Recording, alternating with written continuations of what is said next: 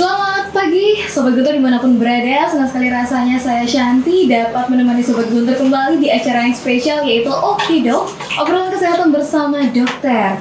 Nah pada kali ini ada topik yang sungguh luar biasa, yang menarik banget apalagi untuk kaum hawa gitu ya. Ada topik kita kali ini yaitu gangguan haid.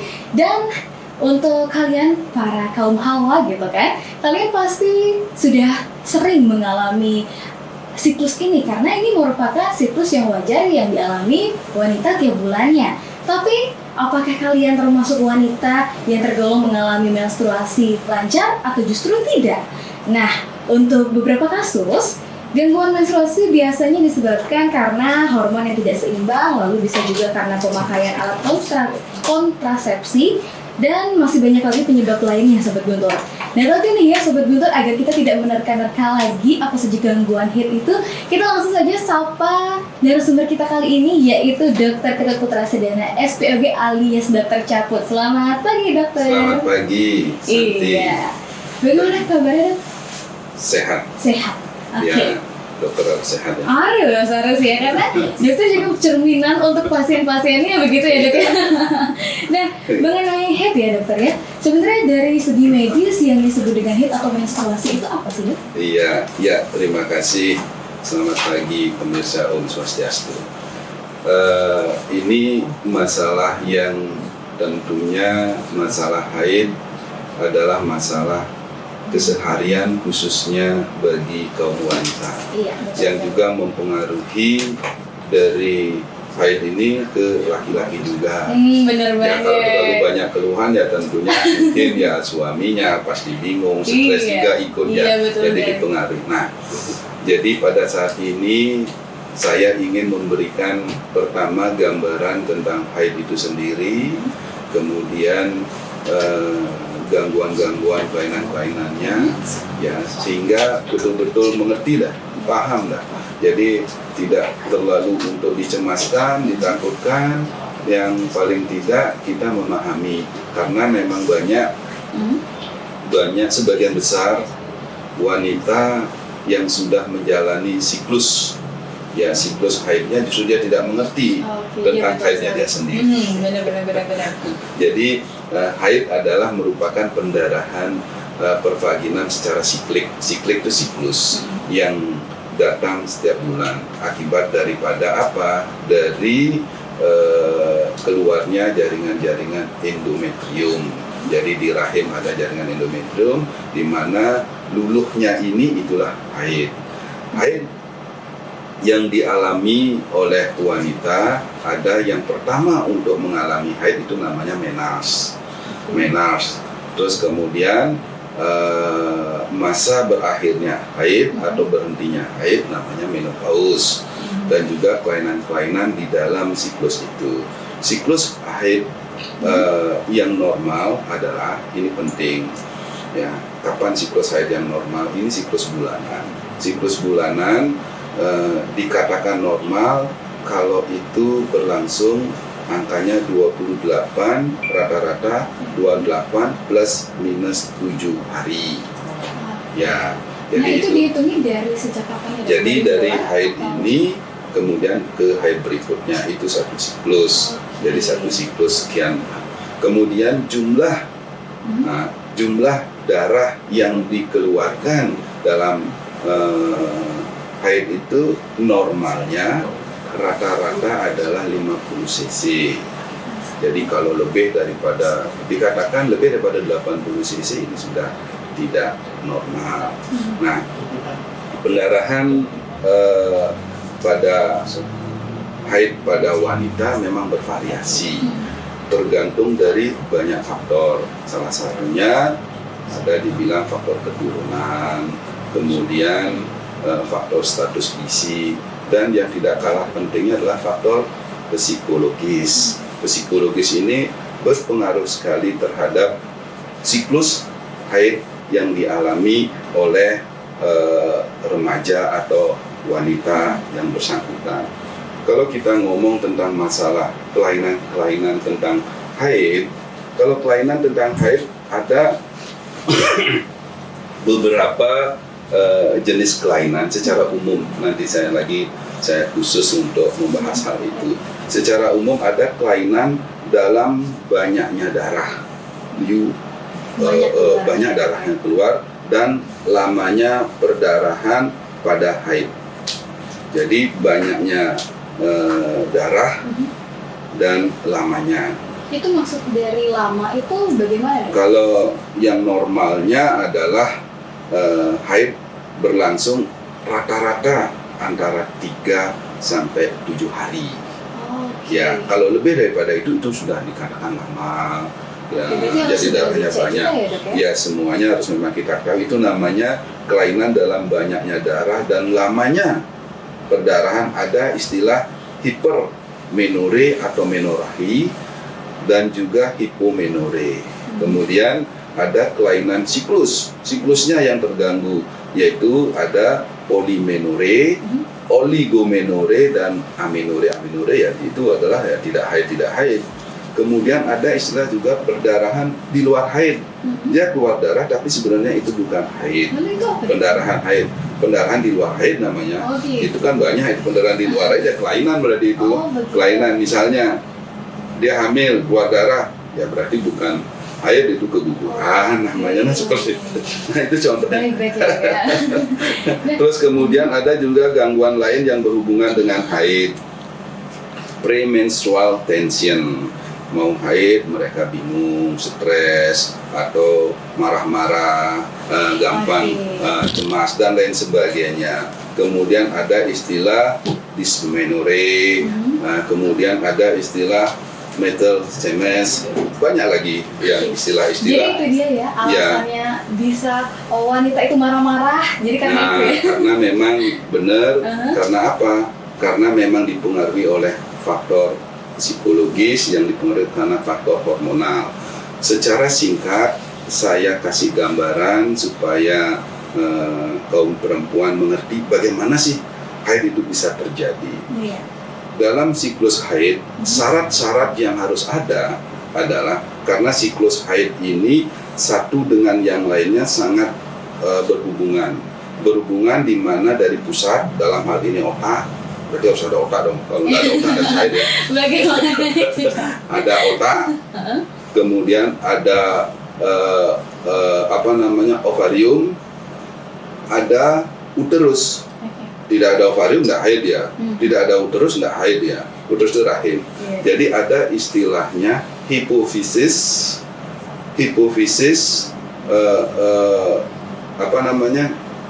hipotalamus, hipofisis, ovarium akses. Jadi aksis. Jadi inilah yang namanya siklus yang berhubungan satu sama yang lainnya. Ini saling mempengaruhi. Pertama akan dikeluarkan zat secara hormonal. Saya kasih gambaran secara sederhana aja. Begitu memang sudah waktunya untuk masuk haid, dipengaruhi oleh karena faktor usia, faktor lingkungan, faktor keturunan, mulailah aktif. Apa aktif dari hipotalamus yang mengeluarkan zat untuk merangsang dari hipofisis untuk mengeluarkan yang namanya hormon. Hormon apa? Follicle stimulating hormone, FSH. FSH inilah yang merangsang folikel-folikel yang tumbuh di ovarium. Folikel-folikel ini dirangsang terus tumbuh-tumbuh dan juga perangsangan folikel dan juga FSH ini akan mempengaruhi dari rahim akan mulai masuk ke fase proliferasi, tumbuh dia, rahim itu tumbuh. Ketika ovarium dengan folikel-folikelnya tumbuh terus bertambah besar dan ini akan menghasilkan yang namanya hormon estrogen. Estrogen ini yang mempengaruhi pembuluh darah di rahim tambah banyak dan lain sebagainya. Kemudian setelah itu dari estrogen yang ada memerintahkan dia lagi stop, estrogennya sudah banyak, ini ke pusat lagi, ke hipofisenya. Hipofise baru mengeluarkan yang namanya LH. yang merangsang untuk pembentukan progesteron. Progesteron itu menebal dia, dan pada fase di pertengahan akan terjadi apa? Ovulasi. Ovulasi itu apa? Ovulasi adalah ketika folikel yang perkembangan folikel dari folikel primer, kemudian folikel sekunder, dan akhirnya akan pecah, itu namanya ovulasi. Karena memang di dalam folikel akan membesar, ada cairan-cairan membesar, kemudian dinding folikel itu menipis, akhirnya pecah. Pecah, dilepaslah sel telur. Sel telur dipecah, inilah yang namanya apa? Ovulasi. Ovulasi, pada saat ovulasi progesteron tinggi membuat apa? Membuat jaringan-jaringan endometrium bertambah tebal, mempersiapkan kalau terjadi pembuahan, disiapkan. Dalam perjalanannya ketika tidak terjadi pembuahan, ini akan mulai endometrium ini akan mulai berkurang karena dipengaruhi oleh apa? Hormon yang menurun. Progesteron akan mulai menurun dan estrogen ini yang menurun, akhirnya kembali pada lonjakan pada akhir daripada fase di mana tidak terjadi pembuahan itu, maka luluhlah ini, jatuhlah ini, hancurlah daripada lapisan endometrium yang menyebabkan haid. Nah, inilah berlangsung untuk terus selama siklik 1 bulanan. Ketika ada pembuahan, ketika misalnya ada pembuahan, otomatis ini yang akan menjaga endometrium ini terus terjaga. Akhirnya akan tumbuhlah di sana pertumbuhan dan perkembangan bibit atau benih yang akhirnya menjadi bayi dan menjadi orang seperti kita ini. Baik, jadi itu dari segi siklusnya ya dok ya. Yeah. Nah, lalu untuk gejalanya sendiri seperti apa dok? Karena gejala menstruasi tiap wanita itu bisa dikatakan yang berbeda-beda juga dok ya. Tapi untuk gejala normalnya itu seperti apa sih dok? Pendarahan haid atau haid normalnya adalah pertama berlangsung siklik setiap bulan rata-rata, makanya datang bulan namanya, rata-rata setiap bulan. Yang siklusnya yang normal adalah antara 21 sampai 35 hari, 28 plus minus 7 hari. Dengan lama haid yang tadi saya sampaikan, lama haid rata-rata 3 sampai 7 hari. Dengan jumlah darah yang dikeluarkan dalam haid tidak lebih daripada 80 cc. Nah, hitung aja sendiri. Bagaimana caranya menghitung itu sekian cc? Gak mungkin kita nimbang sendiri gitu ya kan? Ya, ada cara-cara bagaimana kita menentukan itu darahnya banyak, lebih daripada itu ada. Dari jumlah pembalut yang dipakai. Kalau sudah berkali-kali berganti pembalut lebih daripada 3 kali, paling sampai 5 kali lah. Itu berarti sudah banyak. Itu dalam 1 hari dong? Iya. Okay. Ya, kalau misalnya Dek Santi datang bulan 1 hari berapa kali ganti pembalut? 2 kali. Nah, kalau lebih daripada 3 kali, apalagi 5 kali, itulah namanya banyak. Oke, berarti Santi masih normal ya dok ya? Masih, nah itu. Oke. Apalagi kalau tidak pakai pembalut berarti tidak normal. Itu berarti tidak menstruasi dok ya? Nah, Iya. tapi nih dok ya, ada juga nih dok yang sebelum menstruasi itu memiliki gejala keputihan dok. Dan atau flek-flek yang seperti itu lah dok ya. Dan itu mungkin terdengar normal, tapi ada juga yang mengira itu tidak normal. Sebenarnya untuk gejala keputihan itu Gejala-gejala pada menjelang haid itu namanya premenstrual, premenstruasi, premenstrual tension. Salah satu gejala itu adalah meningkatnya pembuluh-pembuluh darah dan aktifnya kelenjar-kelenjar. Di mana? Di saluran reproduksinya, di vagina itu kelenjar banyak, muncullah keputihan. Terus kemudian mempengaruhi juga faktor psikologis, muncullah kecemasan. Makanya kalau sudah kita lihat seorang wanita sedikit-sedikit marah, emosi, cemas berlebihan, biasanya sudah mau haid. Oke, jadi harus harus kita diwanti-wanti ya untuk para pria. Ya, kita sebagai laki-laki harus mengerti. Kalau sudah seperti itu, siapkan sudah untuk membeli pembalut. Selain beli pembalut harus dibaluti juga hatinya ya. Iya, Dok, ya? itu Karena artinya. harus, Pembalut tidak saja untuk persiapan itu, tapi untuk mengerti tentang hatinya. Oke. Biarkan marah, orang marah tidak mungkin kan lama. Iya, Biarkannya betul. pasti akan berakhir. Ya udah. Iya, menstruasinya pasti akan berakhir, tapi hubungannya jangan ya dok. Iya. Nah, lalu dok ya, tadi itu kan masalah keputihan dok. Lalu untuk haid sendiri itu warna yang normal untuk darah haid itu bagaimana sih? Nah, Dok? cara membedakan ini apakah darah haid apa bukan darah haid.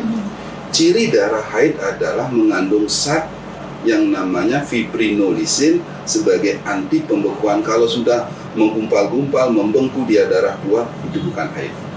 Lalu itu Berarti pendarahan di luar haid, perdarahan yang bukan karena haid, berarti karena memang kelainan.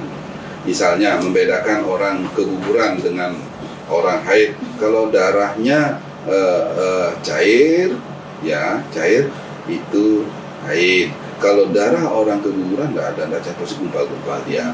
Atau yang namanya pendarahan di luar haid banyak karena faktor faktor psikis dan juga faktor fisik. Fisik itu misalnya penyakit rahimnya yang menebal, membesar atau nyium. Ini darahnya tidak cair, enggak dia. Biasanya bergumpal-gumpal dia. Nah, inilah yang memang harus dibedakan. Haid, kenapa haid itu cair tidak bergumpal, tidak menggumpal karena memang ada zat yang dikeluarkan pada haid, fibrinolisin. Zat yang menghancurkan fibrin sebagai zat pembeku darah itu. Makanya darah haid ya ciri khasnya ya memang seperti itu, seperti cair, dan mekanisme di dalam tubuh ini sudah luar biasa sekali. Oke, jadi gumpalan-gumpalan saat haid itu termasuk tidak normal juga ya dok ya? Ya kalau sudah di luar daripada haid berarti kita harus pikirkan apa itu, kenapa itu. Nah ini harus dipikirkan dan kita harus cari kausanya, penyebabnya. Nah lalu dok ya, ada yang mengatakan juga seperti ini dok, jika haid kita tidak teratur itu bisa mempengaruhi kesuburan, itu benar tidak dok? Dalam siklus haid ada yang namanya siklus ovulatoar, ovulasi, dan siklus non-ovulatoar. Dalam siklus yang namanya ovulatoar adalah siklus yang berlangsung. Dalam satu siklus akan terjadi fase ovulasi. Fase ovulasi inilah ciri dari seorang wanita yang tanda petik subur. Nah, ovulasi ini ciri kesuburan. Terus kemudian kalau anovulatoar tidak ovulasi, ini adalah ciri daripada wanita yang tidak subur. Bagaimana kita melihat atau membedakannya? Ya di luar daripada normal itu, pada mereka wanita yang oligomenore, sedikit sekali keluar darahnya, kemudian haidnya yang munculnya itu lebih daripada 35 hari atau bahkan 2 bulan sekali baru dia haid. Nah ini biasanya siklus seperti ini adalah siklus yang namanya siklus anovulatoar, jadi tidak terjadi ovulasi. Dan juga kita lihat faktor-faktor fisik yang lainnya, itu faktor daripada faktor hormonal. Dari haid kita bisa melihat siklus haid ini, bisa kita melihat ini wanita subur apa tidak. Jadi itu yang bisa kita berikan gambaran. Kalau sudah siklusnya normal, sudah berlangsung setiap bulan, rata-rata 28 hari yang saya katakan tadi, 28 hari plus minus 7, dan juga tidak terlalu banyak, yang normal, biasanya normal dia.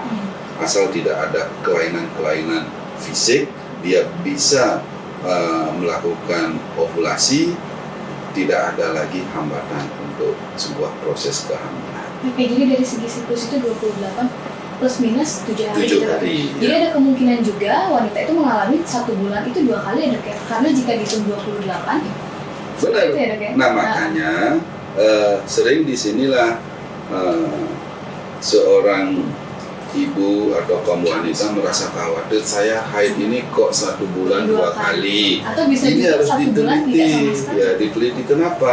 Tanyakan yang haidnya tanggal berapa, misalnya mereka haid tanggal 1, kemudian pada bulan itu, pada bulan yang sama haid tanggal 25, normal ini. Oke. 1 ke 25 kan 24 hari, dan siklus yang normal adalah 28 plus minus 7. 28 dikurangi 7, 21. Berarti 24 ini masih dalam batas normal. Kalaupun plus 7 itu bisa jadi ada siklus 1 bulannya dia tidak menstruasi begitu ya Ya, dok ya. jadi Tapi- tanggal 1 haid, kemudian atau di pertengahan Ada haid, pertengahan haid. kemudian bulan berikutnya tidak, awal Awal, daripada iya, betul bulan sekali. itu haid. Jadi Iya. bisa seolah-olah dia bulan tersebut belum datang bulan atau tidak haid, padahal dulu lagi berapa hari Benar sekali. haid Iya, betul lagi. sekali. Jadi tidak perlu khawatir ya dok ya. Jadi yang paling pertama yang perlu kita ketahui itu kapan kita mulai haidnya gitu ya dok ya. Ya, benar. Nah lalu dok ya, jika tadi gitu dok, pasti ada beberapa masalah mungkin yang dialami oleh wanita terkait menstruasi yang memang perlu dikonsultasikan ke dokter langsung. Lalu jika memang ingin berkonsultasi ke dokter, kira-kira yang perlu diperiksakan atau disiapkan oleh para pasien jika ingin konsultasi itu apa dok? Ya pasiennya itu sendiri. Ya mungkin ada dari persiapan lainnya selain Begini, apa namanya, yang secara umum, ya kalau untuk masalah haid, pasien datang dengan keluhan yang berhubungan dengan haid, dysmenorrhea, kesakitan dia saat haid, sampai dia tidak bisa melakukan kegiatan, pekerjaan, bahkan sampai apa? Sampai pingsan. Iya, dok, Bisa itu banyak banget yang juga nanya. itu, ya. Terus kemudian yang kedua, datang dengan keluhan darahnya atau pendarahannya banyak. Banyak pendarahan. Nah, pendarahan banyak ini yang saya sampaikan tadi jelas lebih daripada 80 cc, tetapi kalau kita melihat pendarahan yang enggak sampai mengganggu. Kalau antara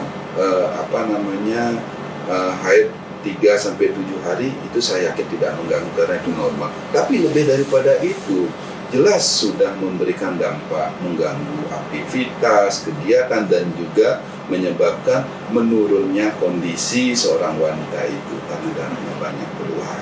Dan juga keluhan-keluhan yang lain yang menyangkut tentang haid masih banyak, di samping juga dysmenorrhea, nyeri pendarahannya banyak dan tidak datang bulan. Sering seorang ibu yang khawatir tentang anaknya yang masih remaja haid, tiba-tiba enggak haid lagi.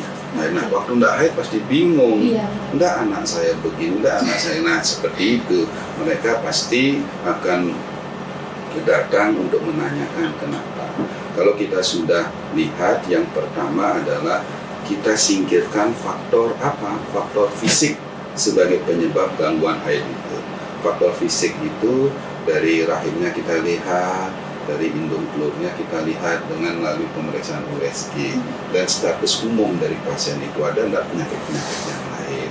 Kalau sudah itu ada, kita kan tidak ada kelainan-kelainan, ini jelas murni karena faktor apa? Faktor hormonal. Oke, jadi ini mengenai yang tadi juga sama dokter bilang, jika mengalami mungkin ada yang sampai tidak bisa bergerak, bahkan bisa sampai pingsan seperti itu ya dok ya. Iya. Dan ada sebenarnya yang ingin saya tanyakan mengenai jika kita sampai kesakitan seperti itu dan meminum obat yang mungkin dikatakan meredakan nyeri haid, itu apakah boleh atau tidak? Tapi sebelum dijawab, kita istirahat sejenak, kita break dulu sejenak karena masih banyak sekali pertanyaan-pertanyaan yang ingin Shanti utarakan kepada dokter Caput ya. Dan kalau begitu langsung saja Shanti serahkan ke rekan kami, silakan rekan kami.